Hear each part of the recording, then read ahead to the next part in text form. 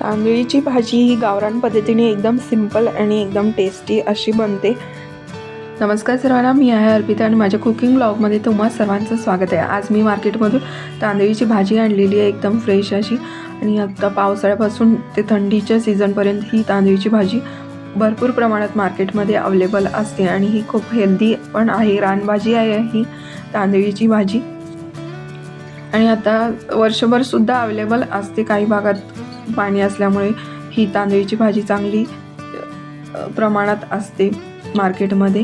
आणि आता ही स्वच्छ मी निवडून वगैरे घेतलेली आहे। जेवढे कोवळे देठ आहेत त्याचे ते घेतलेले आहेत आणि 1-2 वेळा मी ही स्वच्छ पाण्याने चांगली धुवून घेणार आहे। ही भाजी आपल्याला जेवढे देठ पाहिजे तेवढे आपण घ्यायचे आहेत। ह्याचे कोवळे जे आहेत ते जून असतील तर घ्यायचे नाही आहेत। अशी मी पानं आणि देठ अशी खुडून घेतलेली आहेत आणि ते एकदम छान स्वच्छ पाण्याने असे स्वच्छ धुवून घ्यायचे। ही पहिला तांदळीची भाजी ही उष्णतावर्धक आहे, हेल्थसाठी खूपच चांगली आहे। रानभाजी आहे आणि याच्या आधी पण मी व्हिडिओ बनवलेला आहे एखाद्या रानभाजीचा, ते सुद्धा तुम्ही पाहू शकता माझ्या चॅनलवरती।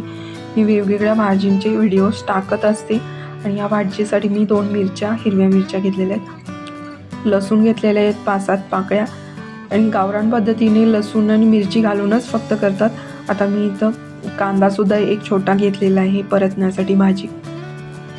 पॅनमध्ये मी 1-2 पळी होईल एवढंच तेल घेतलेलं आहे आणि ते गरम झाल्यानंतर त्याच्यामध्ये लसूण चांगलं फ्राय करून घेणार आहे।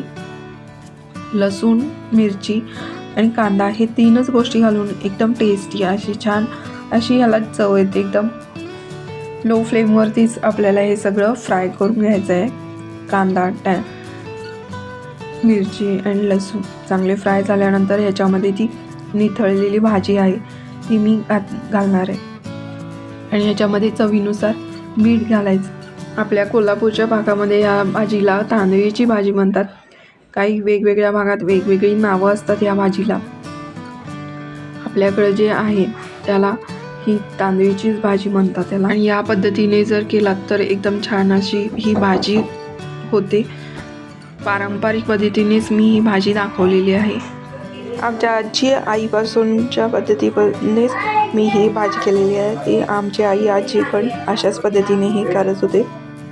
काही जण अर्धी वाटी पाण्यामध्ये ही भाजी उकळून घेऊन नंतर त्याला परतून घेतात, फोडणी लसूण मिरचीची देतात आणि मी ही पूर्वीप्रमाणे आपली गावठी पद्धतीने गावाकडच्या पद्धतीनेच ही भाजी करून दाखवलेली आहे। आणि हा व्लॉग तुम्हाला माझा कसा वाटला हे नक्की कमेंट करून सांगा। माझ्या व्हिडिओला लाईक, शेअर आणि सबस्क्राईब करायला विसरू नका। माझे व्हिडिओ तुम्ही शेअर करत नसाल तर नक्की शेअर करा आणि माझ्या चॅनलला तुम्ही सपोर्ट करा, असाच सपोर्ट करत राहा। थँक्यू।